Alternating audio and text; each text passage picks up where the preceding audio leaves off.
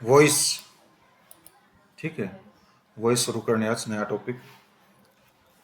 Voice, active voice और passive voice दो प्रकार के होते हैं। ठीक है, और एक्टिव वॉइस होता क्या है ये देखें हम। व्हेन इन ए सेंटेंस, जब एक सेंटेंस में सब्जेक्ट डज समथिंग, सब्जेक्ट कोई काम करता है। The verb is said to be in active voice, verb को एक्टिव वॉइस में कहा जाता है कि जो वर्ब है वो एक्टिव वॉइस में है जब सब्जेक्ट कोई काम करता है, तब की बात कर रहे हैं हम। ठीक है, जैसे सेंटेंस में रोहन सेल्स वेजिटेबल्स, जो रोहन है वो वेजिटेबल्स सेल करता है, तो इस सेंटेंस में एक्शन कौन कर रहा है? एक्शन क्या होता है? डू वाली वर्ब एक्शन होती है। ठीक है, वर्ब क्या होती है? विच शोज एक्शन, पोजेशन और link. And what is subject? Subject is what which is being talked about in a sentence. ठीक है, तो इस सेंटेंस में रोहन के बारे में बात करें। रोहन काम कर रहा है, क्या काम कर रहा है? सेलिंग का। मीन्स जब सेलिंग का एक्शन अगर रोहन कर रहा है, तो जिस सेंटेंस में सब्जेक्ट कुछ काम करता है वो सेंटेंस हमारा एक्टिव वॉइस होता है। समझ गए? दूसरा सेंटेंस देखो, पैसिव वॉइस क्या होता है। व्हेन इन ए सेंटेंस, जब एक सेंटेंस में subject is acted upon, subject के ऊपर काम होता है, सब्जेक्ट काम नहीं करता, सब्जेक्ट के ऊपर काम होता है। The verb is said to be in passive voice, verb क्या होती है? पैसिव वॉइस में होती है। ठीक है, देखो, vegetables are sold by Rohan, vegetables जो हैं और रोहन के द्वारा सोल्ड की जाती हैं, बेची जाती हैं। तो वेजिटेबल्स अपना काम खुद कर रही हैं या वेजिटेबल्स के ऊपर काम हो रहा है? वेजिटेबल्स के ऊपर काम हो रहा है।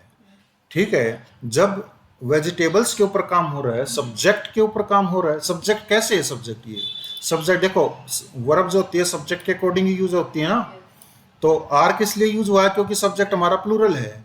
हम कह सकते हैं कि इसका जो सब्जेक्ट है वर्ब का वेजिटेबल्स है, तो सब्जेक्ट के ऊपर काम हो रहा है। ठीक है, और कई बार हम ये बोल देते हैं ना कि सब्जेक्ट क्या होता है, तो हिंदी में बोल देते हैं कि कर्ता होता है। ये जो छोटे लेवल पे होते हैं ना, स्कूलों के टीचर सिखाते हैं सब्जेक्ट मीन्स कर्ता होता है, सब्जेक्ट मीन्स कर्ता नहीं होता। उनको सब्जेक्ट में और डूअर में, मतलब डूअर में और रिसीवर में अंतर होना चाहिए, उनको अच्छे से बताना चाहिए। अब इस सेंटेंस में देखो, इस सेंटेंस में मैं सब्जेक्ट, सब्जेक्ट तो वेजिटेबल्स है, तो क्या ये करता है? करता नहीं है ये। ठीक है, तो सब्जेक्ट हर जगह करता नहीं होता। ठीक है, हमें इस सोच से थोड़ा सा ऊपर उठना पड़ेगा। ठीक है, बहुत से टीचर्स होते हैं स्पेशली स्कूलों में, मैं बताऊं तो वो हिंदी के अकॉर्डिंग सिखाते हैं। हिंदी के अकॉर्डिंग इंग्लिश कभी आएगी नहीं, कंफ्यूजन ही नहीं निकलेंगी। ठीक है, अब इसमें देखो, vegetables are sold by Rohan. ठीक है, वेजिटेबल्स के ऊपर काम हो रहा है, तो सेंटेंस में एक्शन कौन कर रहा है? करता कौन है? करता है रोहन, और रोहन सब्जेक्ट नहीं है। मतलब सब्जेक्ट एक अलग चीज है और कर्ता एक अलग चीज है। रोहन इस सेंटेंस में सब्जेक्ट मतलब डूअर है। रोहन क्या है? डूअर है। और वेजिटेबल्स क्या है? सब्जेक्ट है। मतलब सब्जेक्ट और डूअर डिफरेंट थिंग्स होती हैं। ठीक है, अब इसमें देखो नेक्स्ट सेंटेंस में, मोहन मेक्स पोट्स, जो मोहन है वो पोट्स बनाता है। तो मेक्स, मेक्स मीन क्या होगा? वर्ब की पांचवी फॉर्म है। मैंने बताया था जब भी वर्ब की पांचवी फॉर्म आए, जब उसकी हिंदी बनाओगे तो ताहे तेहे तीहे लगता है, जनरली कहता हूं मैं, नॉट ऑलवेज।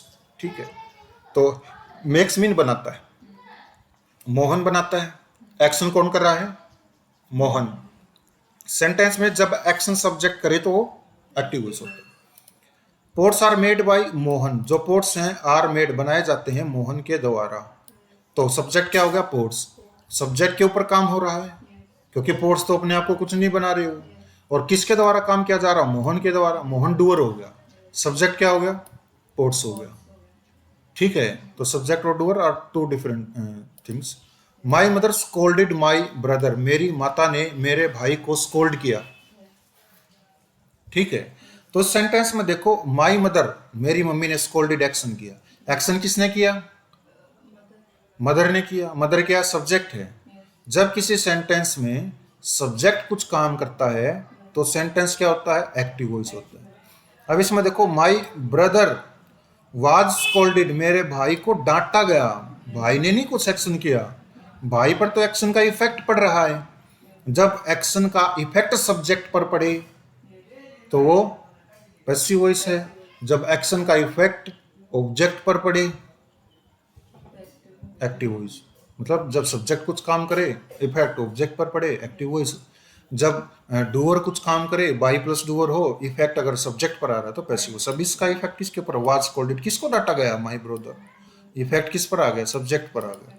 ठीक है, किसके द्वारा डाटा गया, by my mother. My mother क्या होगी, डूअर होगी, क्या होगी, डूअर। समझ आ गया। अभी हम जनरल रूल्स करते हैं, इसमें क्या है, ठीक है, कॉन्सेप्ट स्टार्ट हो रहे हैं। मैंने रूल नंबर 1 नहीं लिखा हुआ कहीं पर भी, ध्यान देना।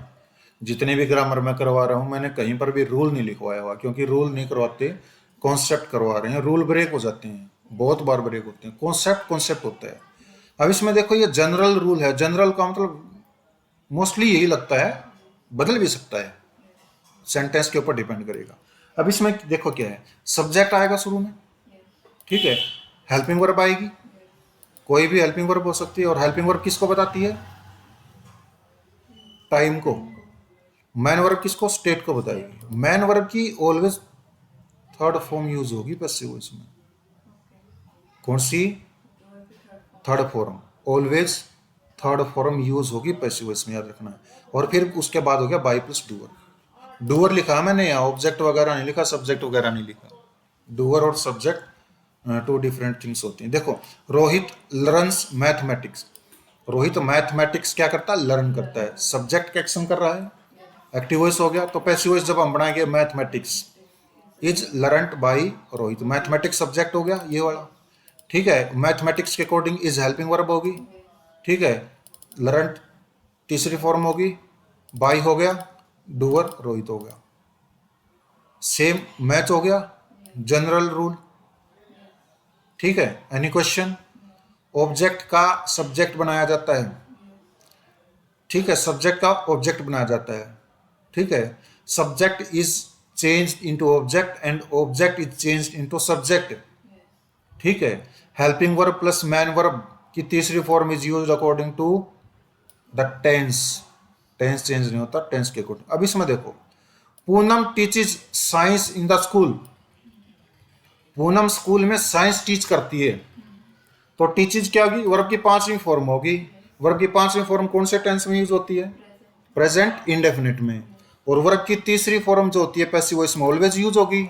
इसी की तीसरी फॉर्म हमने बना दी, लेकिन अभी हमें प्रेजेंट भी तो रखना पड़ेगा। प्रेजेंट के लिए हमें इज यूज कर रखा है, ठीक है।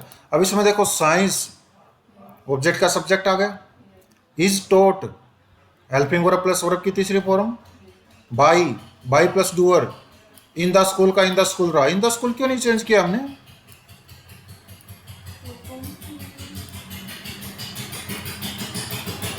इन द स्कूल को चेंज क्यों नहीं किया।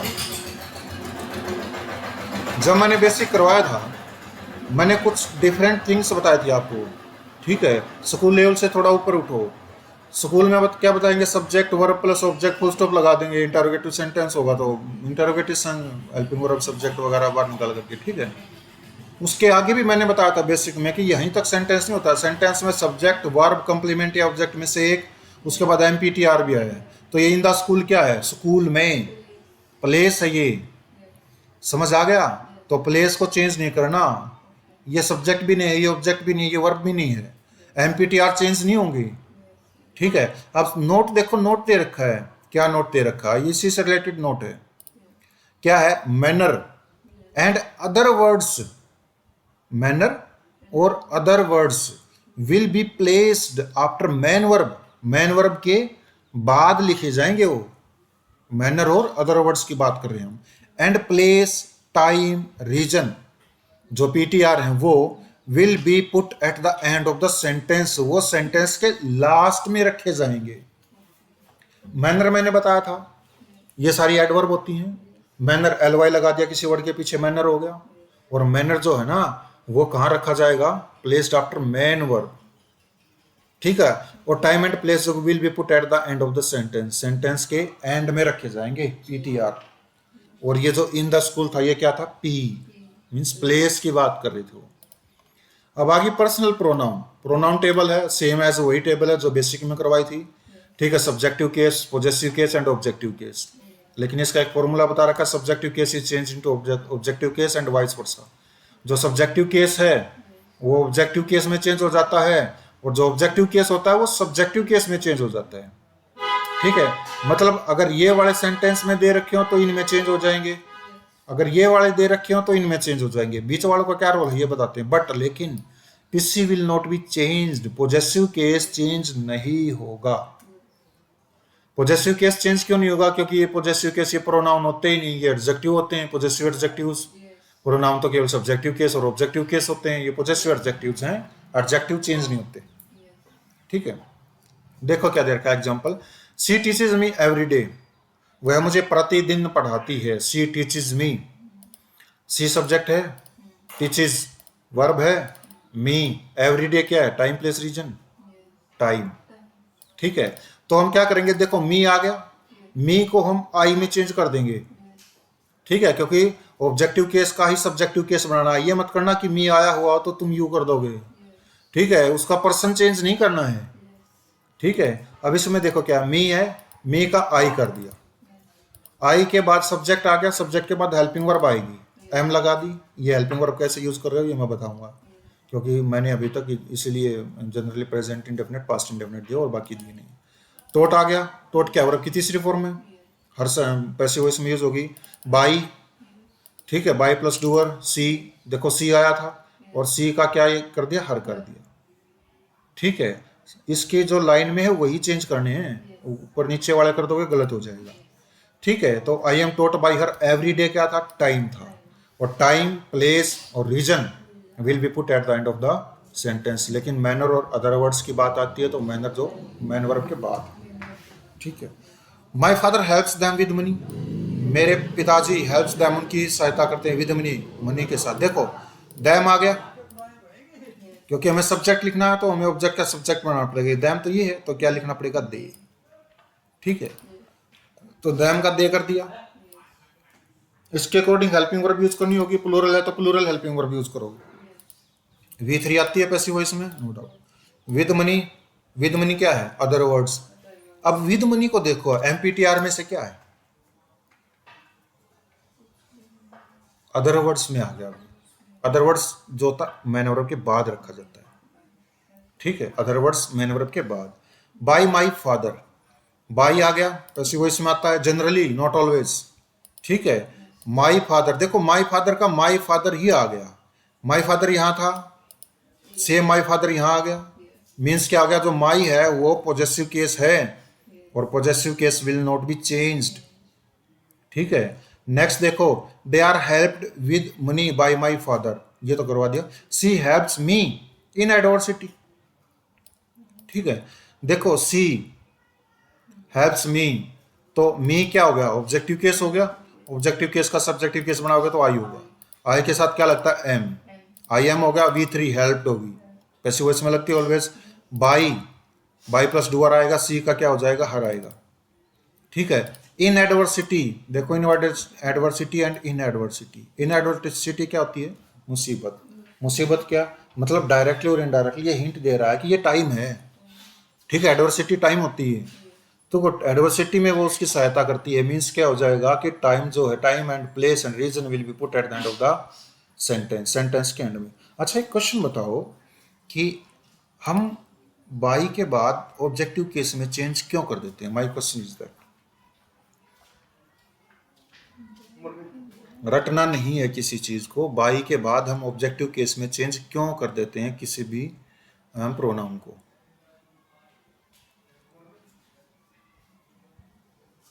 नहीं समझ में आ रहा? मैंने बेसिक करवाया था, बेसिक में मैंने ये बताया था कि प्रीपोजिशन के बाद आने वाला नाउन या प्रोनाउन वो प्रीपोजिशनल ऑब्जेक्ट बन जाता है। ऑब्जेक्ट बनाना है तो प्रीपोजिशन के बाद ऑलवेज ऑब्जेक्टिव केस का प्रोनाउन यूज होता है। लिख सकते हो उस बात को, प्रीपोजिशन के बाद ऑलवेज ऑब्जेक्टिव केस के प्रोनाउन का यूज होगा। और ये कॉन्सेप्ट पूछा गया है अभी एसएससी में। ठीक है, after preposition only objective case of pronouns are used.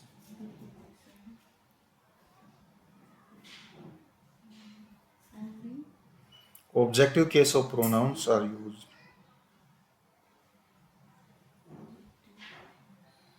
Only objective case of pronouns are used.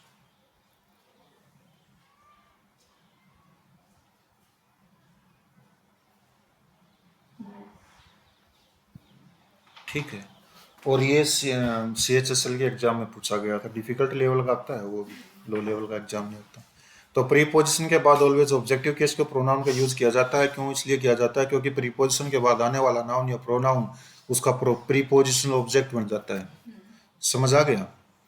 इसलिए हमने यहाँ पर हर किया था। अब इसमें देखो राम और श्याम है, ये एन वैसे बाय मिस्टेक है। राम एंड श्याम पे the electricity bill on time. Ram और श्याम जो है वो इलेक्ट्रिसिटी बिल जो होता है टाइम पर पे करते हैं। ठीक है।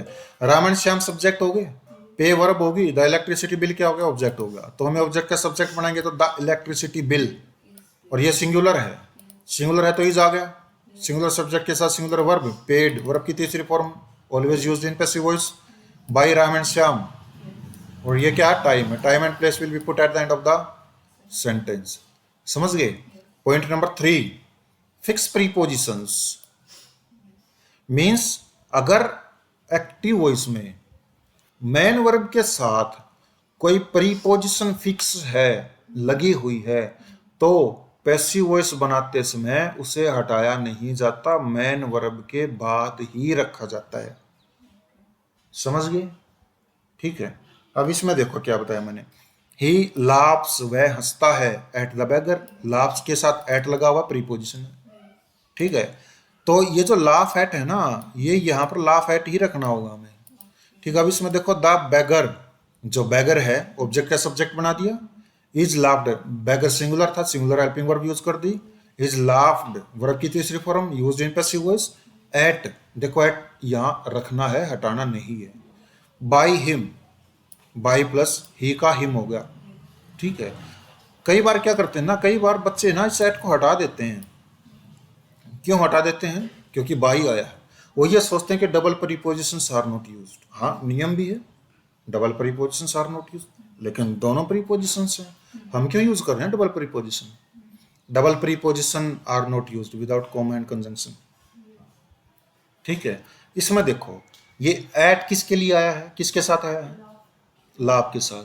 लाभ क्या है?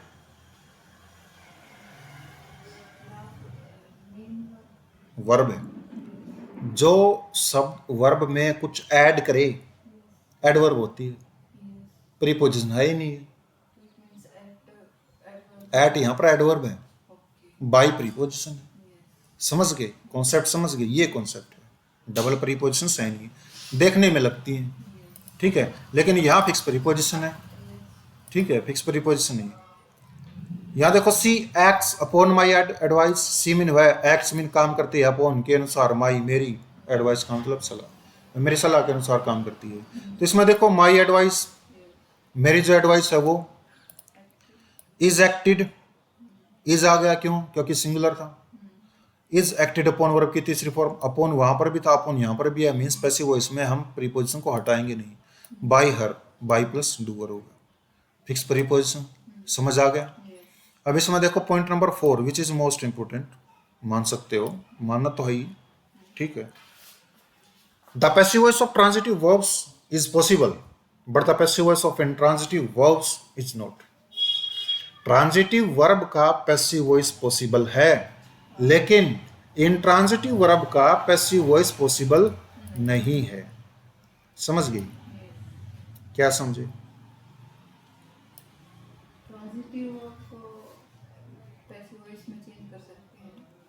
लेकिन इंट्रांजिटिव वर्ब को चेंज नहीं कर सकते। हाँ, क्यों? What is the difference between transitive verbs and intransitive verbs as we have already covered it in basic? Transitive verb अपना प्रभाव ट्रांसफर करती है। हाँ, गुड। और इंट्रांजिटिव जो प्रभाव ट्रांसफर नहीं करती है। और एक दूसरी और पहचान बताओ। ये डायरेक्ट ट्रांजिटिव जो वर्ब है वो डायरेक्ट ऑब्जेक्ट और इनडायरेक्ट ऑब्जेक्ट के रूप में यूज होती है। वेरी गुड, और वो यूज नहीं होती, वो without direct object. Very good, very very. देखो अब इसमें क्या है, सेंटेंस में देखो एक और पहचान मैं बता देता हूँ ट्रांजिटिव और इंट्रांजिटिव वर्ब देखने की। We have to put questions in the main verb by what और whom। ठीक है। If you put question by what we will get direct object, but if you put question into main verb by whom we will get indirect object. ठीक है, what और whom। अब देखो she plays from dawn to dark, वह सुबह से शाम तक खेलती है। मैं क्वेश्चन पुट करता हूं सी प्लेज व्हाट, आंसर आया? नो। सी प्लेज होम, आंसर आया? नहीं है। Means this is an intransitive verb. एक और पहचान बताई थी मैंने, इंट्रांजिटिव वर्ब के बाद प्रीपोजिशन मिलेगी। अगर किसी वर्ब के बाद प्रीपोजिशन दे रखे, जनरली कंसीडर कर सकते हो कि वो जनरली, नॉट ऑलवेज, ठीक है, कि वो क्या है, इंट्रांजिटिव वर्ब। अब इसमें देखो she plays chess from dawn to dark, मैं क्वेश्चन पुट करता हूँ she plays what, chess, answer आ गया ना। मीन्स क्या हो गया, ये ट्रांजिटिव वर्ब है। ऊपर वाली जो सेंटेंस है उसका पैसिव वॉइस पॉसिबल नहीं है क्योंकि ये इंट्रांजिटिव वर्ब है। इसका पैसिव वॉइस पॉसिबल है क्योंकि ये ट्रांजिटिव वर्ब है। अब इसमें देखो इसका पैसिव वॉइस पॉसिबल कैसे, सी प्लेज व्हाट, आंसर में ऑब्जेक्ट आ गया चेस, ऑब्जेक्ट का सब्जेक्ट बनाओ, चेस का सब्जेक्ट बना दो। चेस सिंगुलर है कि प्लूरल है? सिंगुलर है तो इज लगा दिया। पैसिव वॉइस में ऑलवेज वी थ्री यूज होती है, प्लेड लगा दिया। By her, by plus doer लगा दिया। हर क्यों किया ये मैंने बताया था। फ्रॉम डाउन टू डार्क ये टाइम है, time and place will be put at the end of the sentence. ठीक है, नेक्स्ट देखो, I help her in the hour of need. I help what, मैं सहायता करता हूँ, क्या सहायता करता हूँ? आई हेल्प हूँ, मैं किसकी सहायता करता हूँ? हर की। आई हेल्प हर, किसकी सहायता करता हूँ? हर की। ठीक है, तो हर की सहायता करता हूँ, ऑब्जेक्ट हो गया, ऑब्जेक्ट का सब्जेक्ट बना दो, हर का सी हो जाएगा। मैंने बताया था ऑब्जेक्टिव केस के प्रोनाउन सब्जेक्टिव केस में यूज होते हैं। सी सिंगुलर है तो इज आ गया, सी सिंगुलर है तो इज आ गया। और हेल्प्ड क्या है, वर्ब की तीसरी फॉर्म है जो ऑलवेज यूज होती है पैसिव वॉइस में। बाय मी, बाय प्लस डूवर हो गया। ठीक है, in the hour of need ये क्या है, ये टाइम है, एंड टाइम एंड प्लेस अंत में ही रखा जाएगा। समझ गए? एनी क्वेश्चन और करो। Okay, point number 5 will be discussed tomorrow.